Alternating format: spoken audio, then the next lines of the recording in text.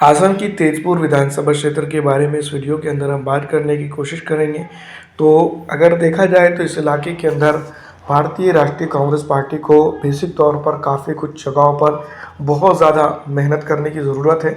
अगर वो चाहती है कि यहाँ पर रिगेन हो, वापसी कर सके, तो यहाँ पर जो तो भारतीय राष्ट्रीय कांग्रेस पार्टी को अपनी पूरी फील्डिंग लगातार जो है तो इस इलाके की राजनीति को समझकर काम करना होगा, अन्यथा जो है तो नुकसान काफ़ी बड़ा हो सकता है। एक वक्त था जब यहाँ पर 71,454 वोट हासिल करके एजीपी ने जो है तो इस विधानसभा में कब्जा जमाया था। भारतीय राष्ट्रीय कांग्रेस की अगर बात करें तो 61,331 वोट उस वक्त उसको मिले थे।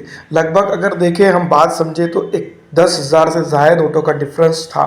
तो इस बार अगर हम समझते हैं और देखते हैं तो भारतीय राष्ट्रीय कांग्रेस पार्टी को इस इलाके की जो राजनीतिक सूझबूझ है और इस इलाके के अंदर जो राजनीतिक गतिविधियां हैं और काफ़ी कुछ चीज़ें हैं, तो उसको लेकर जो है तो कहीं ना कहीं अब समझना होगा, देखना होगा और यहाँ पर काम करना होगा। दूसरी तरफ अगर देखा जाए तो एजीपी के पास उतनी बड़ी मशीनरीज नहीं है कि जो है तो इस इलाके की विधानसभा को अच्छी तरह से कंट्रोल कर सके और जो है तो यहाँ पर के वोटर्स को जो है तो लुभा सके।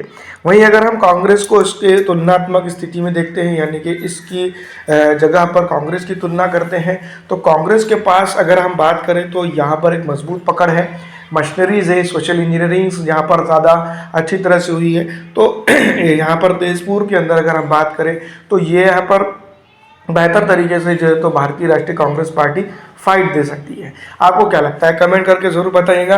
जिस तरह के हालात है और बाकी कुछ चीज़ें हैं, तो ये कहीं ना कहीं जो है तो एक राजनीतिक उथल पुथल और राजनीतिक उतार चढ़ाव को पेश करती है।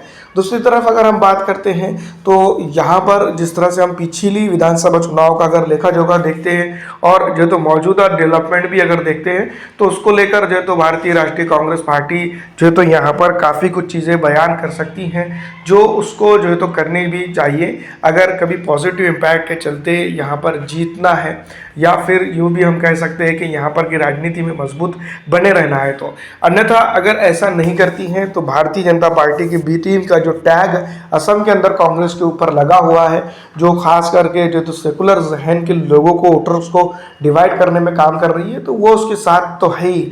दूसरी तरफ अगर हम बात करते हैं पिछड़ा, दलित, आरक्षित, मुस्लिम, इस इलाके का जो आदिवासी तबका एक बड़ा जो है तो तबका यहाँ पर जो तो कांग्रेस के साथ जुड़ रहा है, तो उसको आगे लेकर चलने की सख्त ज़रूरत भी है। आपको क्या लगता है, कमेंट करके ज़रूर बताइएगा। फिलहाल दोस्तों इस वीडियो में इतना ही। अगर अच्छी लगती है तो लाइक और ज़्यादा से ज़्यादा शेयर कर दीजिएगा।